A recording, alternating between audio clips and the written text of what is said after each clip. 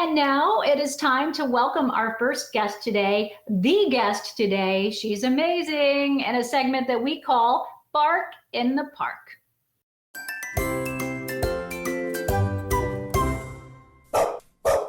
Today, we are thrilled to talk to journalist turned dog trainer Annie Grossman. Annie leads the School for the Dogs in New York City, focusing on training dogs to deal with life in the big city. And she is host of the popular How to Train Your Dogs with Love and Science podcast. Welcome to the show, Annie. Hi, thanks for having me. Well, we're thrilled to have you. We're excited to just unpack so much together. But at Dog Mom News, we always like to start at the beginning. So I have to ask, where did your love for dogs come from? It's like the cliche. Everyone who works with dogs is like, I always love dogs, but I definitely always loved dogs, and was always drawn to the dogs. I felt like I was always remember being a teenager and going at people's houses for parties, and I would be like in the corner talking to the dog rather than like drinking with everyone else. Right. But yeah, I remember very early on feeling, great love for dogs, as I think lots of little kids have a love for animals, but growing up in New York City, there was no 4-H club. Right. Wasn't in the backyard, like finding frogs. The animals that I had access to were cats and dogs. There you go. Was there ever a defining moment where you realized, okay, this is more than just a hobby? Because you were a journalist. I mean, going from journalism to dog training, that's a big change. Yeah. There was there a moment? I think there kind of was, and there wasn't. I never, as a kid, thought of that as a possible job. It just wasn't in like the realm of things that Sure. I considered one could be when one grew up. And people, who saw that I was drawn to animals might say, oh, you should become a veterinarian. But I couldn't imagine doing that. So I just kind of put it out of my head. And I remember at some point when I started sort of into my journalism career, my mom saying like, oh, maybe you could write about dogs. And even then, like, all I could think about was like people who write columns about like, I don't know, like how to clean your dog's ears or something. And I was like, that doesn't sound that exciting to me.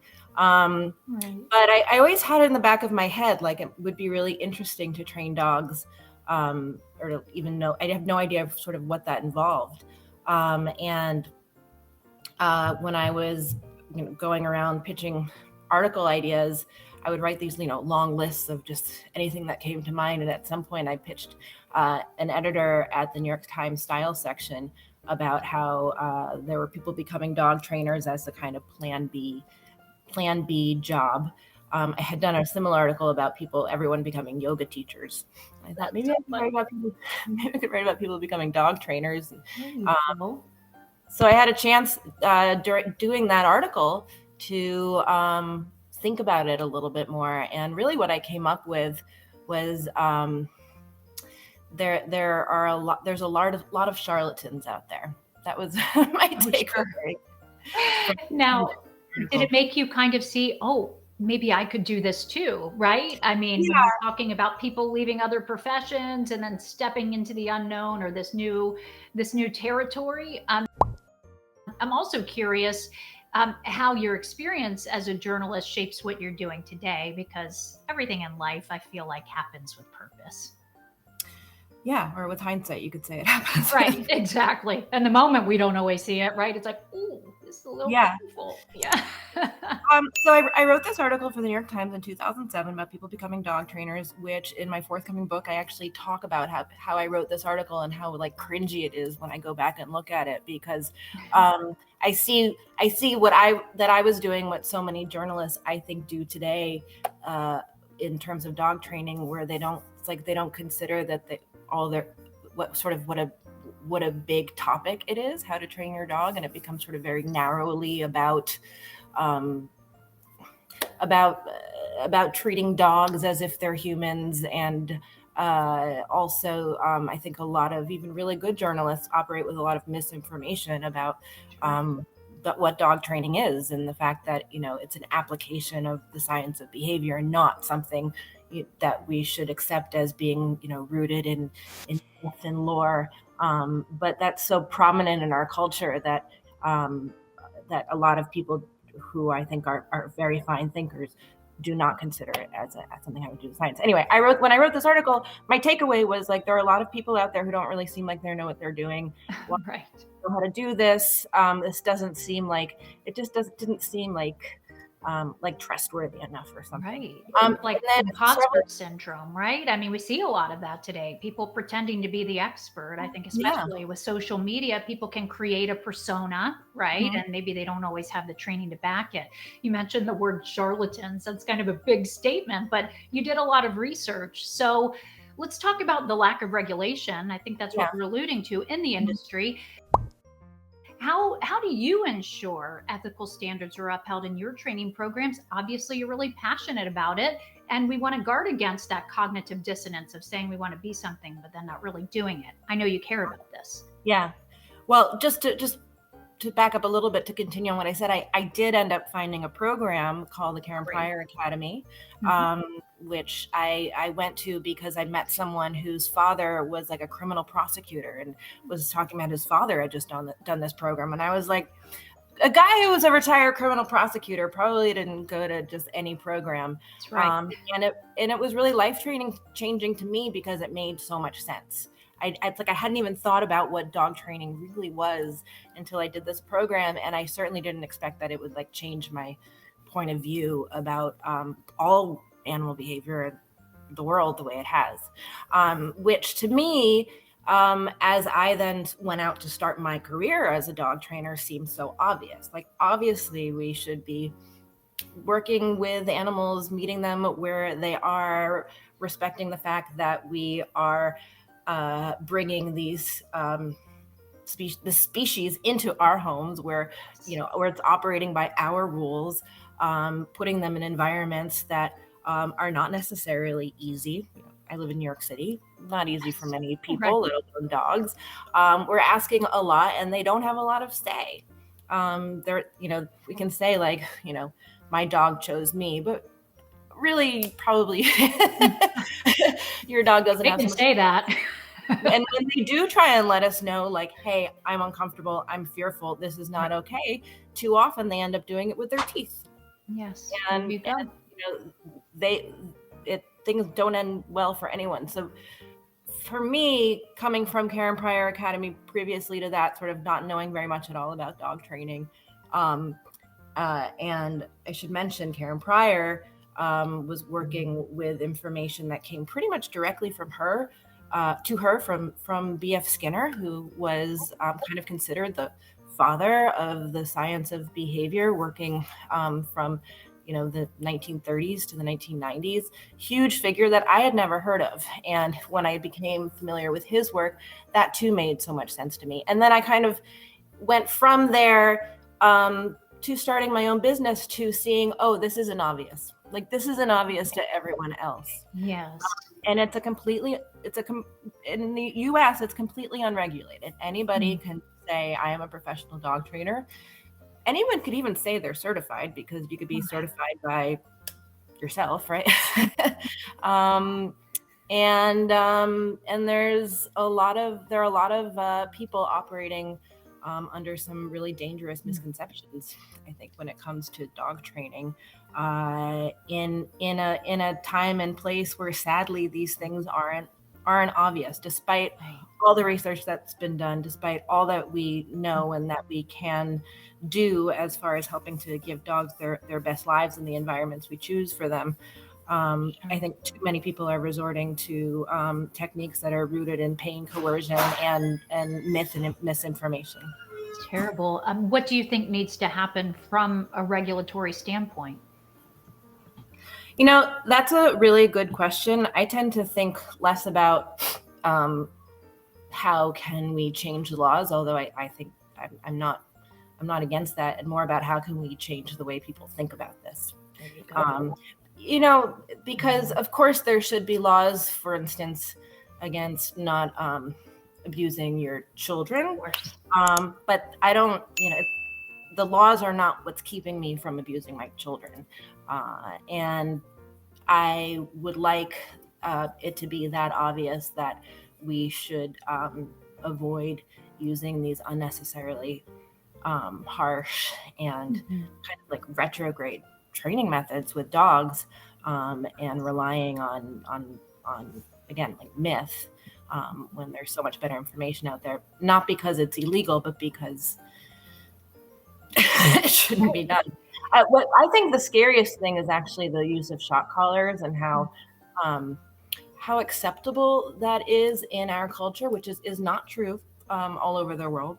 There are plenty of places where shock collars are illegal, but partially because so many of the homes that have these shock collars in them also have children in them.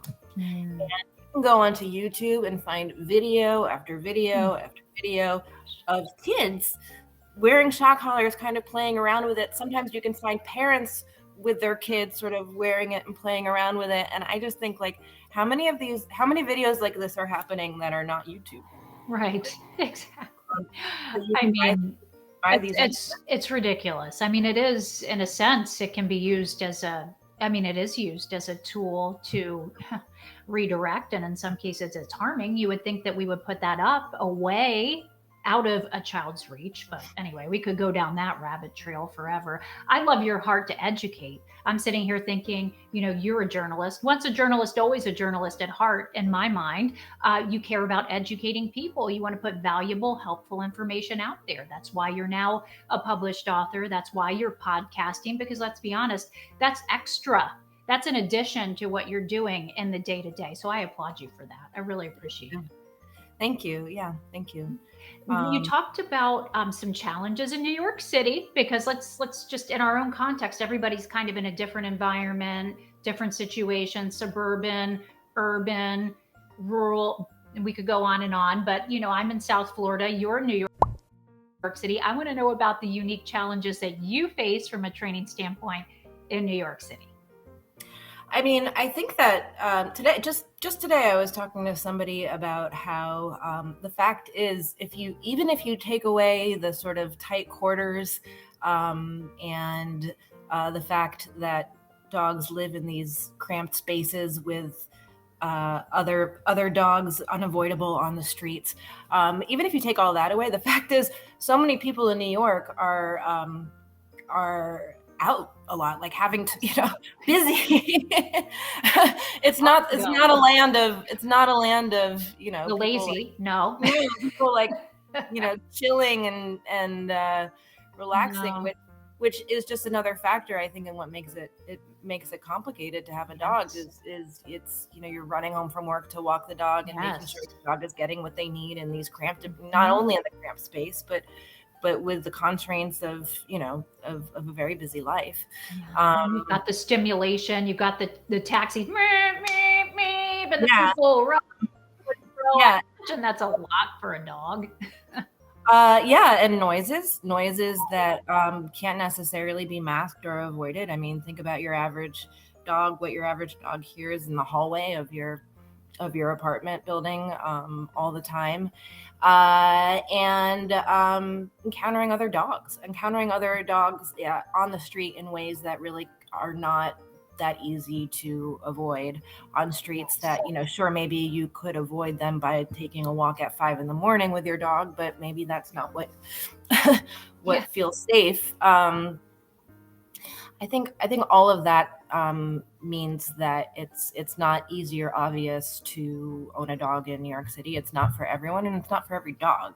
Sure. That said, I think at School for the Dogs, being that is our specialty, we have some really amazing people that we work with who come to us either because they're facing problems and they want to figure out how they can address these problems in a way that's going to ideally allow them to keep their dogs in their homes, or if not, how they can figure out another situation that's going to be good for that dog.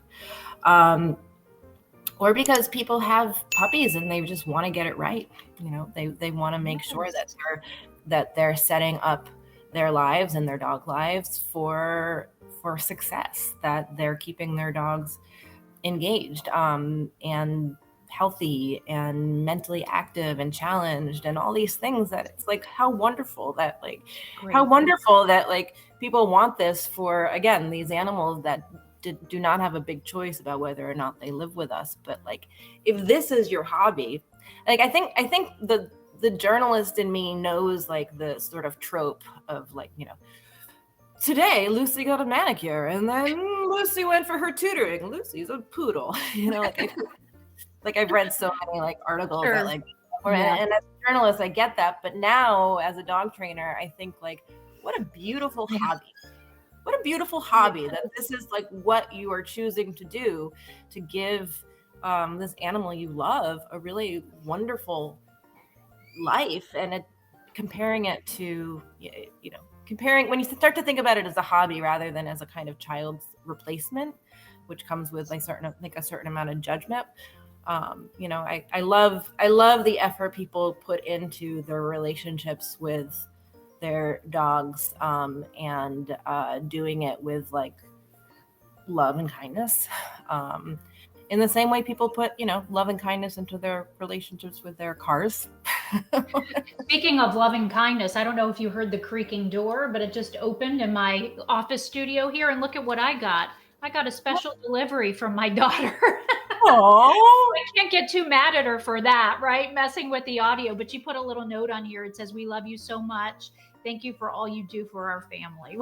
That's me if I'm crying over here a little bit. That's positive reinforcement, right? Positive reinforcement. And we should love our dogs like we love our people, right? But we have a Louis bear. He looks like this. He's a little cockadoodle poo. So he's a cockapoo and golden doodle mix. And he is like, oh, he brings us so much joy. You wouldn't believe it. Sorry for that little side note there, but it makes sense of the creaking door. And it just made me so happy. And I looked at her and I said, "I love you." Thank you. But I'm all locked in on you. But positive reinforcement, that's what we're talking about, how it's effective in relationships with humans and with our dogs. And you touched on the shock collar not being the best approach to kind of redirecting our dogs. So tell us how you approach that with training. Like, we want to lovingly redirect and then reinforce the right habits, right? Well, I mean, I think redirect is often a euphemism to bother your dog in order to get their attention, when I think that we can just as easily get our dog's attention by teaching them to, for instance, if you're redirecting a dog, often it means that if they come to you, it's a good thing. So why not teach them to come to you? Just come to you. Just do it. Yeah. And why are they coming to you? Because they want to, not because they're trying to avoid something or avoid pain. And one problem I think with shock collars is that, or really any aversive tool, is that to use them well, it requires skill. And even then there can be a lot of problems that result, even if you're a very skilled user. And I don't think a lot of people are skilled users, but I feel that an important thing for people to understand about positive reinforcement is that it's not about like heart, stars, flowers, and kindness. Sure. Yes. Technically, it is a technical term. Positive means that something is being added to the equation in order to encourage the likelihood of behaviors going to happen again. So what behavior was your daughter just reinforcing? Well, I guess maybe you sitting at a desk talking to someone she doesn't in a weird way. Yeah. Certainly, it doesn't hurt this behavior. And it would be possible to use something painful as a positive reinforcer if the animal you're dealing with enjoys pain for whatever reason. So it's not so much a value judgment on the tool. I mean, anything could be a punisher or a reinforcer depending on the animal you're working with. And punishment also is a technical term that means the behavior is being discouraged. So when we use terms like redirecting, usually it means punishing because you're discouraging a behavior. But punishment is such a loaded word. And what about discipline? Like, how do you feel Well, about right. that? Well, discipline would be an example of punishment, but punishment isn't necessarily discipline. Punishment is anything that discourages a behavior. I mean, discipline, if someone enjoys discipline, then discipline could be reinforcing, but it's about the dog that you're dealing with, about the person that you're dealing with, and understanding what is right for them. And truly knowing your dog, taking the time to really know your canine, right? Because you can be with your dog, but not really know your dog if you're not really focused and connecting. And one thing that I suggest everyone do is literally make a list of what your dog is into. Yes. What is your dog like, and then how can you mete out those rewards? We're in a pretty lucky situation where with our dogs, as in this kind of weird relationship that we're in, where we're the ones choosing the parameters of the relationship, and we control all the things that they want, and that means that we could give access to those things with really good timing, and sort of at the heart of what I like to call the dog training triad is management,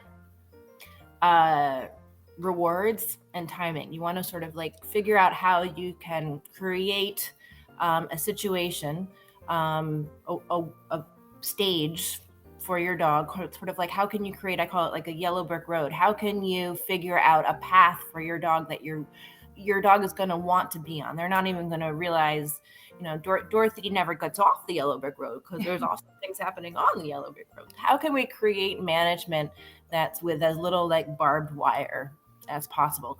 Literally, how can we change the environment, because environment is what controls the behavior. Almost like bumpers when you're bowling, right? Like they're gentle, gets the ball where it needs to go. Right. And we do this sort of in an obvious way with children, right? You don't wait for your kid to smack their head into the side of the table and then yell at them for smacking their head on the side of the table. Yes.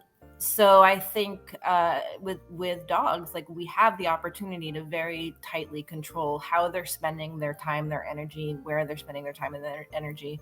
And not that we can do that forever and all the time, but that's where we should be starting. Like, I think we should always be starting by thinking of like, what can I do from the outside to literally control the environment? Because the environment is what is going to control the behavior.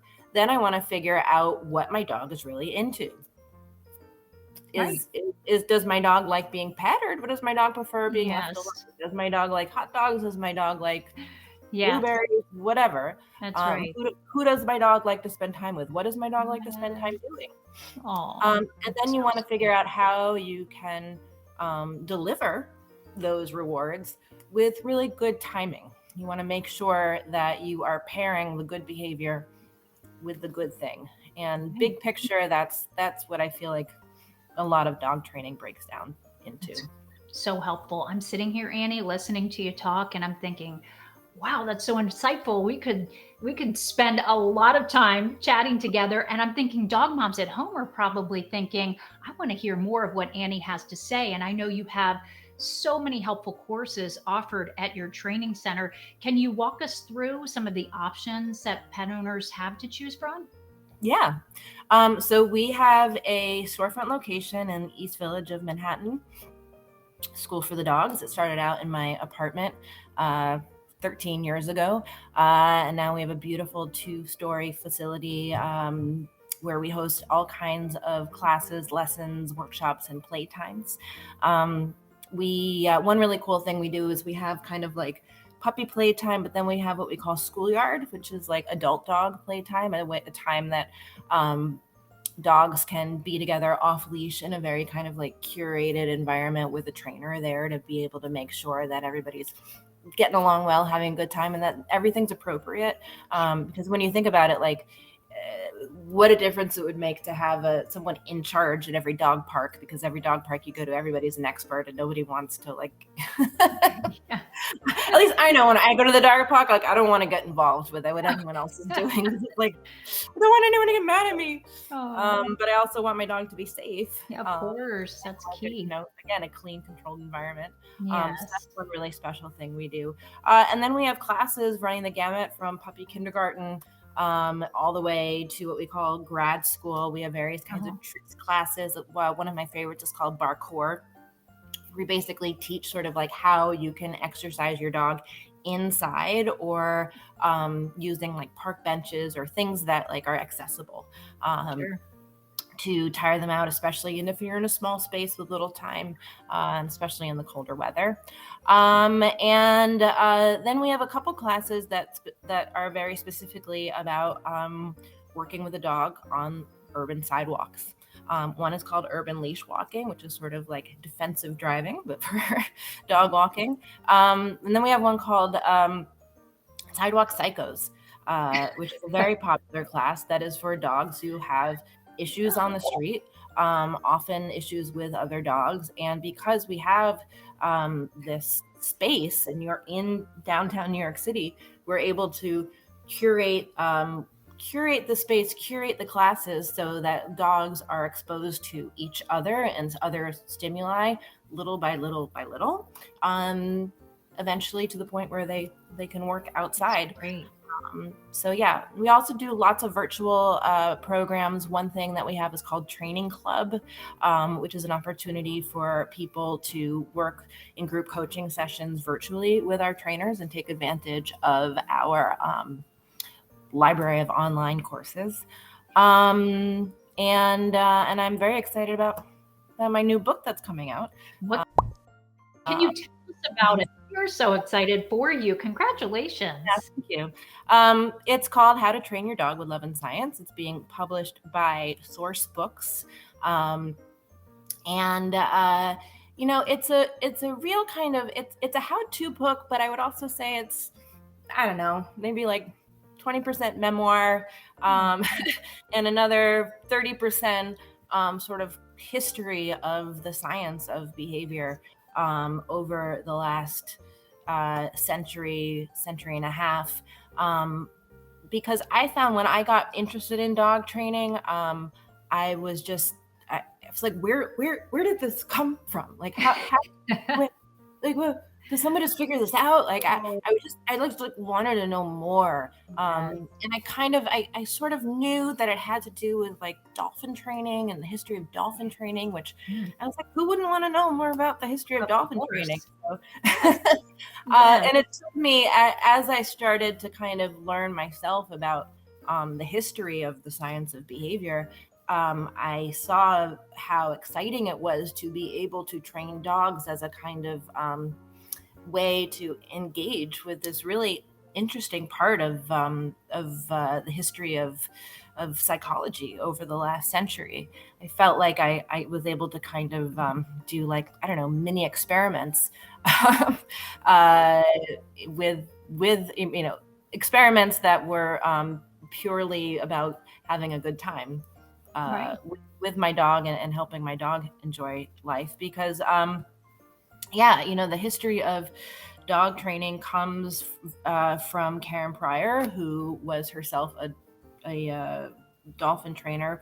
Prior to that, it was in Skinner's lab, and then there was this crazy sort of interim period where some of B.F. Skinner's students peeled off and started their own business, training animals for amusement parks and for TV shows. And I grew up at the local arcade with a chicken that played tic-tac-toe. Oh my gosh, that is awesome. There were two chickens. One danced, one played tic-tac-toe, and I used to go to these chickens all the time. I was fascinated by them. Sweet. And little did I know that these chickens, these tic-tac-toe playing chickens, were actually trained by the students of B.F. Skinner. So I kind of tell this story of my own interaction with these trained chickens. And how it all works together in your life. And I can just look at you and your body language, and I know there's just so much that you have gleaned and researched and gathered. And to think that we can tap into your insight and wisdom in your book, which is now available for pre-order, by the way. All right, we need to celebrate that. Go dog moms, let's make sure we get a copy of this, right, Annie? We want to support you. It's great. Thank you. Thank you. Yeah, I mean, it's something I'm endlessly excited about, and I think that a little bit of information, or just like, I my passion is really just sort of helping turn people on to like what an interesting window sort of dog training is into, and then once you're sort of in that world, it's endlessly fascinating. The other thing that I talk about a lot in my book is body language. I think it's really important that everybody learn a little bit about dog body language, even if you're not a dog person. I wish that there was, I don't know, an hour of school once a year for kids devoted to learning about dog body language, because once you just are able to tune in a little bit to it, not only I think can that keep people safe because they can back off from dogs who are unhappy and figure out, ideally what's causing that unhappiness. But it also makes a lot of what I think of as like bad dog training really obvious. And part of what I do in the book is dissect some of Cesar Millan's dog whisperer episodes to sort of break down what it actually looks like if you're reading the body language of these dogs that he's working with. Yes, it's great. And your podcast ties into your book, and you recently rebranded your podcast to change it to How to Train Your Dog with Love and Science. So what can listeners expect from your podcast? The podcast has been a sort of a really fun project that I've been working on since 2018. I almost think of it as a kind of like collage, and in some ways it was a bit of the process, I think, of reporting my book was doing the podcast and speaking to different people in the podcast. A lot of those interviews made their way into the book in one way or another. I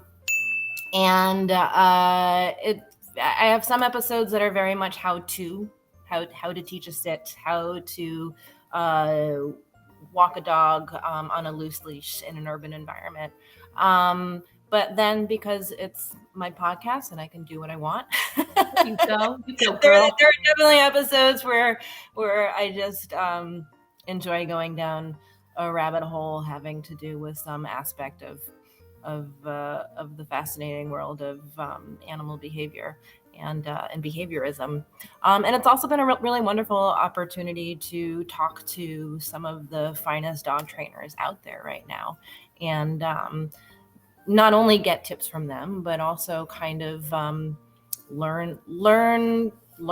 I mean, I feel like I'm constantly learning as a dog trainer, and it's everything I learn as a dog trainer, and I find informs some other part of my life in a way that I find really rewarding.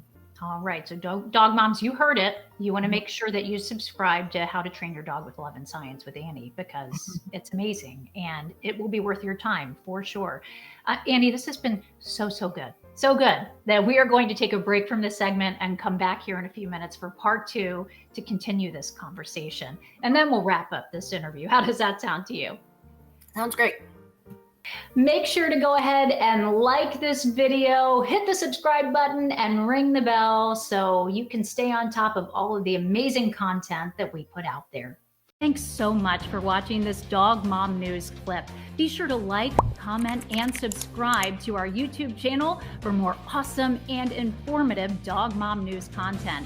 And while you're at it, ring the bell so that you can find out about more content in real time. You don't want to miss it. Thanks for watching, everyone.